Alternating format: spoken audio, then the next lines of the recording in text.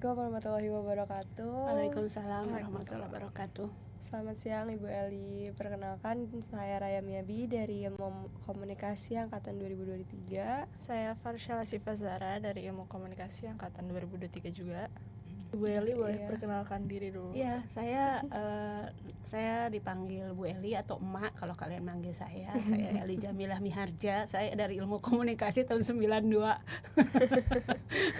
Saya ada dosen dari Prodi S1 Ilmu Komunikasi dan juga Prodi S2 Ilmu Komunikasi. Enggak.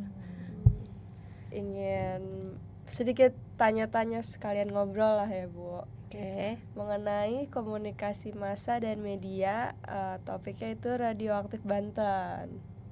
Apa aja sih pengaruh komunikasi massa terhadap terhadap radioaktif Banten tuh apa aja? Kalau komunikasi massa mah nggak ada pengaruhnya untuk radioaktif. Maksudnya kejadian, kejadian radioaktif. Coba jelasin dulu kamu teh, apa radioaktif yang di Banten tuh kayak gimana? Siapa? Sok. Yang aku tahu salah satu dampak radioaktif Banten itu berpengaruh sampai ke binatang-binatang gitu sih Bu, yang kayak misalnya terutama keracunan udang gitu sih Bu. Jadi maksudnya gini, ada isu, ada kejadian mengenai pencemaran yang mengakibatkan kontaminasi cesium 137 atau apa gitu kan, bentuknya adalah radioaktif. Kejadiannya itu kalau tidak salah dimulai dari pencemaran udang ekspor dan itu sempat rame di Amerika itu, sampai kalau kalian ngikutin itu pembahasannya, jadi orang tuh kalau makan udang kita jadi alien. Mau percaya enggak? Nah gitu ya.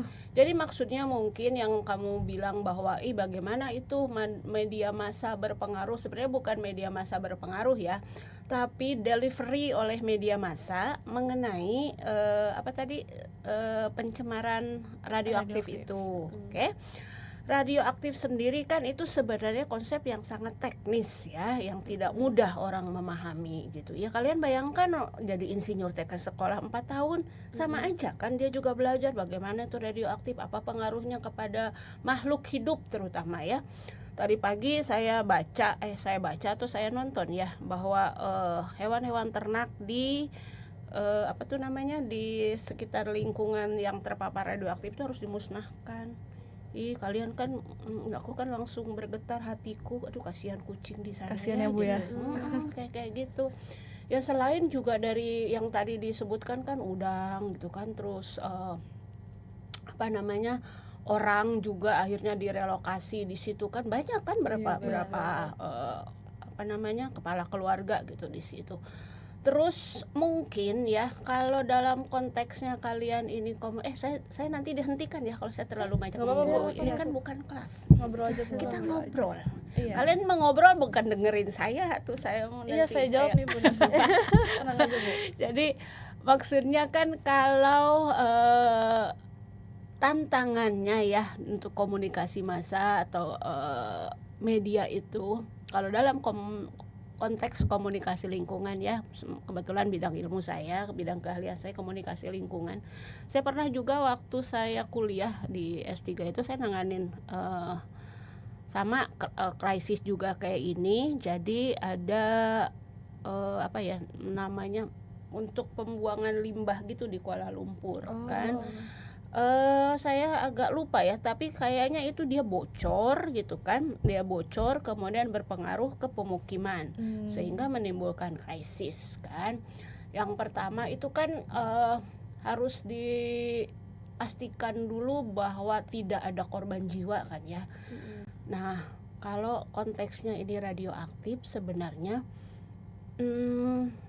terutama di Cikande jadi dia tidak tidak langsung membunuh gitu, tetapi dampaknya berkepanjangan. Kalian ingat Chernobyl apa kayak gitu Nah, terus tantangannya untuk media apa Bu? Tantangannya untuk media adalah bagaimana dia menyampaikan fakta-fakta ilmiah, harus firm harus sesuai dengan konsep ya dari bidang keilmuan tersebut, tapi kemudian mudah dimengerti oleh masyarakat gitu.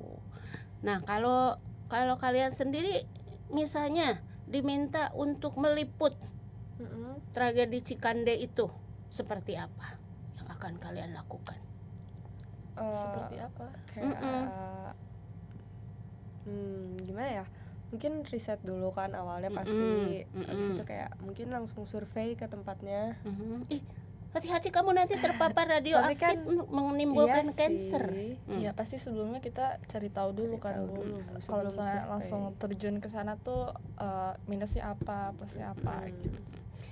Mungkin strategi apa sih Bu yang harus dilakuin kepada masyarakat agar mereka tuh Melalui nggak media. panik gitu? Iya. Melalui media. Ya itu tanggung jawabmu sebenarnya. Kalau tanggung jawab kita sebagai jurnalis, tanggung jawab kita sebagai komunikator ya, bahwa kita tuh tidak boleh menimbulkan kepanikan, tapi di sisi lain kita harus menyampaikan fakta secara Betul. mendalam ya.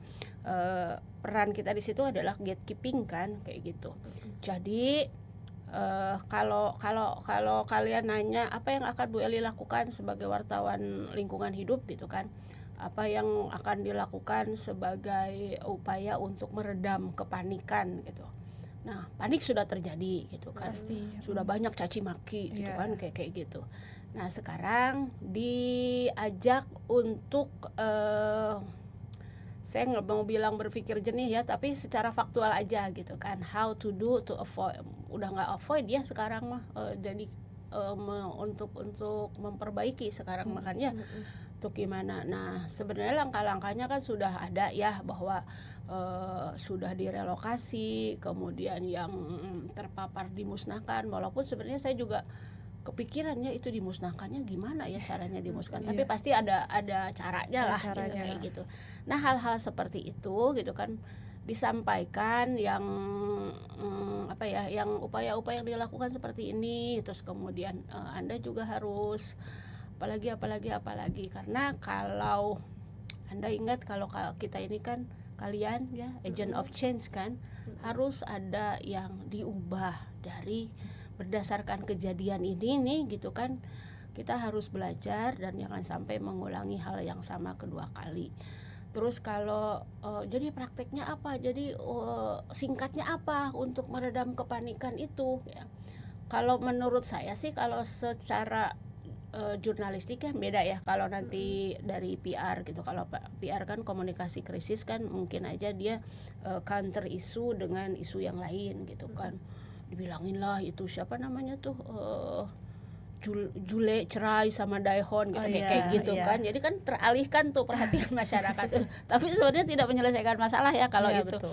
Jadi tetap harus ada upaya edukasi. Nah, ya upaya edukasi bahwa ini seperti ini loh. Kalau kita seperti ini, kalau ada kejadian seperti ini, dampaknya adalah seperti ini, sehingga mungkin ya nanti bisa juga menggerakkan masyarakat untuk juga lebih aware, untuk juga lebih misalnya kan menjadikan itu bukan gerakan sosial, jadi masyarakat tuh sadar dan juga ikut mengawasi gitu loh. Jadi watchdog juga tuh untuk ini. Iya sih, itu kalian kepikiran nggak sih kayak impor baju bekas gitu kan, juga sebenarnya kita nggak tahu ada penyakit apa Iya, di situ betul. gitu ya, kayak gitu ya. Sama aja diimpor logam ya, nggak sama ya, cuman ya ininya alurnya tuh seperti itu juga gitu kalau Sama ya, menurutku. Bu, ya, alurnya ya. Oke. Oke, boleh dilanjut Raya. Yang terakhir aku mau tanya ini aja kali ya Bu. Apa sih pesan yang mau disampaikan dari adanya Radioaktif Banten ini buat ke kita nih Gen Z gitu, harus kayak kita ngejaga lingkungan atau kayak gimana? Kalau yang terakhir saya sampaikan tadi adalah salah satunya adalah kita memperkuat perhatian kita gitu ya. Perhatian kita mengenai ya tata laksana lingkungan gitu ya. Jangan sampai kita nih aduh sebenarnya ini udah isu lama ya, dan udah sangat ini, kita mengimpor limbah, mengimpor barang bekas gitu kan, kayak gitu. Bukan masalah dignity gitu kan, kenapa kita menikmati barang bekas orang gitu, bukan masalah pride kita ya, tapi keamanannya itu. Nah buktinya nih sekarang diimpor lah sama saya lupa itu kan dunia usaha lah gitu, perusahaan itu. Terus kemudian ternyata ada radioaktif. Nah hancur kan semuanya, tidak hanya ekonomi yang hancur, tapi juga mengancam jiwa gitu. Aku masih kepikiran itu kucing gitu ya dari lokasi itu harus dimusnahkan juga kan, kasihan, kasihan masya banget ya, Allah Ibu. kayak gitu. Semua orang semua makhluk kan berhak hidup sehat. Nah itu. Betul. Jadi kalau tadi bertanya atau misalnya minta saran bagaimana sih Gen Z ini apa harus menjaga lingkungan, ya menjaga lingkungan yang kalau biasanya kan adalah buanglah sampah pada tempatnya kayak gitu ya. Tapi sebenarnya kalau efek komunikasi itu kan kalian tahu ya ada 3 hal kan, mengubah mengubah pengetahuan, mempengaruhi sikap, dan mengubah perilaku. Nah itu sebenarnya ya yang harus kalau konteksnya radioaktif nih ya, ini kan yang ketahuan gitu. Ya terus kemudian mungkin aja yang potensial lainnya juga banyak gitu kan, kayak gitu sih kalau menurut saya. Oke, jadi Baik. harus saling mengingatkan ya Bu ya, satu sama lain buat jaga lingkungan. Jaga Terus juga. jaga keamanan lingkungan, intinya itu ya, keamanan lingkungan, bukan hanya masalah limbah radioaktif sebenarnya ya, segala hal gitu kayak Berawal dari inisiatif sendiri ya Bu ya.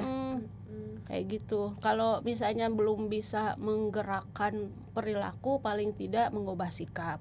Kalaupun misalnya mengubah sikap juga masihnya belum bisa, ya udah sampaikan pengetahuan kan, kognitif, afektif, behavior kan gitu. Oke. Oke, sekian dari kita. Terima kasih Bu Eli udah nyempetin waktunya. Sama-sama ya, semoga kelak bisa menjadi komunikator massa yang berdampak. Amin. Terima kasih Ibu Eli.